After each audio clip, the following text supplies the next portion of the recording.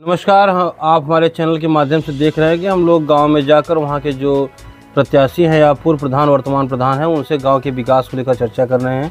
इसी अंतर्गत ग्राम सभा भटेवरा से एक योग्य एवं शिक्षित प्रत्याशी हैं नागेंद्र मौर्य जी एवं उनकी पत्नी इस बार चुनाव मैदान में है सुनीता देवी जी, सुनीता मौर्य जी। आइए कुछ जोड़कर इनसे चर्चा करते हैं। नागेंद्र जी, अगर बात करें तो क्या प्रमुख मुद्दे हैं आपके चुनाव के जो अब की बार आप लड़ने की योजना बना रहे हैं?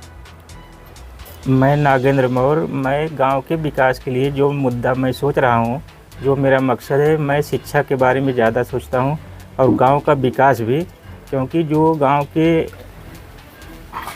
बच्चे हैं जो पढ़ रहे हैं उनको मैं बढ़ावा देना चाहता हूं।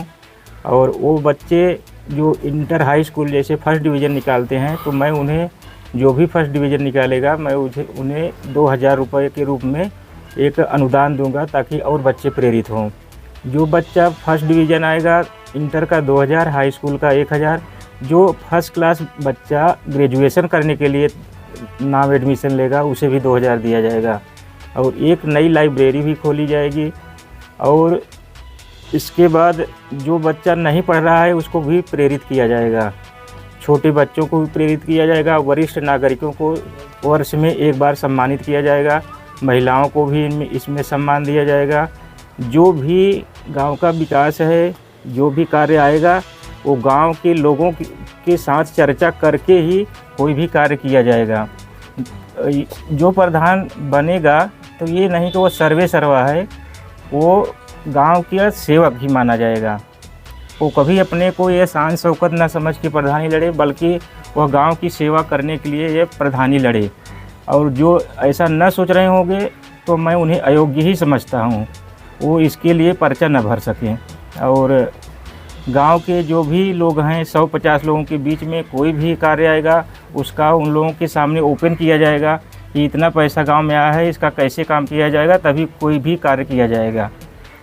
और इसके अलावा जो भी यहाँ पे गांव पे आवास हो या शौचालय हो उसका शुल्क लिया जाता है, उसको भी मैं रोकना चाहता हूँ। वो शुल्क फ्री होगा, कोई भी कार्य होगा वो शुल्क फ्री ही होगा, कोई एक भी पैसा इधर उधर नहीं कर सकता।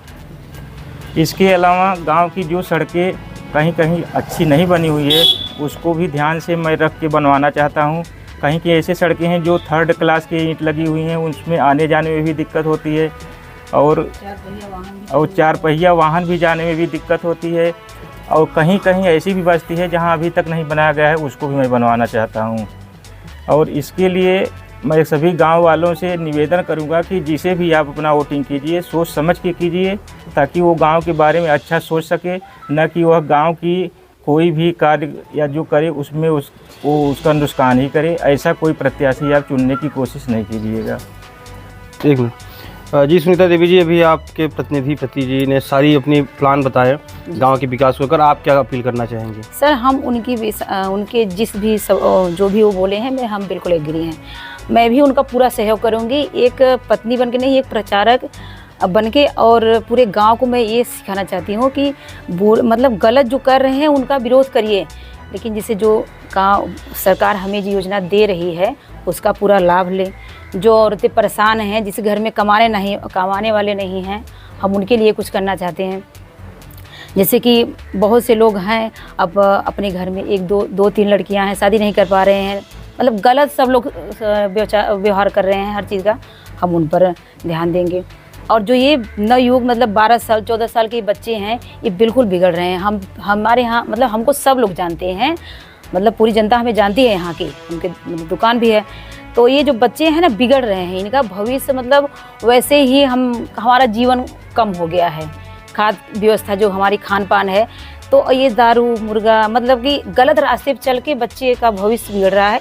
हम उनको अपने से हम 1 घंटा समय निकालेंगे डेली के लिए, उन बच्चों को भाई जो समझने लायक रहेगा हम उनके लिए बहुत प्रेरित करेंगे कि वो आगे बढ़ें कल, क्योंकि वही कल का विकास है, न कि दूसरा कोई।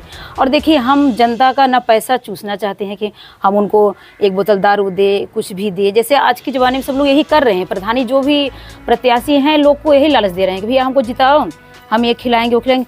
तो वो खिलाने के बाद वो आपका विकास क्या करेंगे? कौन सी मुद्दा पे आपकी बात करेंगे? आप बोलने जाओगे तो कहेंगे ना वोट पैसा दे के दिए हैं। जब हम पैसा नहीं देंगे तो हम भाई हम सोचेंगे ना, जनता भी हमसे पूछेगी कि भैया हमने आपको वैसे ही वोटिंग किया है तो आप हमारे लिए क्या कर रहे हैं। हम अपनी जनता को कुछ नया तरीका अगर यहाँ से नहीं हुआ तो अब तो सरकार भी हमें दे रही है छूट कि अपने गांव में कोई भी दिक्कत परेशानी है तो हम ऊपर जाएंगे, मुख्यमंत्री श्रीमान वहाँ तक जाएंगे, योगी तक जाएंगे, सभी तक जाएंगे अपनी बात कहने के लिए। अपने गांव में लाइट, बिजली, पानी सुविधा, सबकी सुविधा चाहते हैं।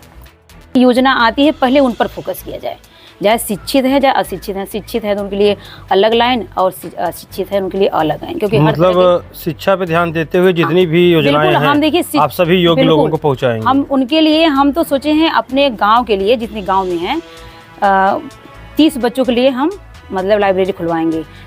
अगर 30 बच्चे एक शिफ्ट में पढ़ेंगे तो फिर भी 90 बच्चे पढ़ेंगे ना, मतलब कि सेंटर वाइज अगर पढ़ेंगे तो कुछ तो भविष्य आगे जाएगा। और अगर जो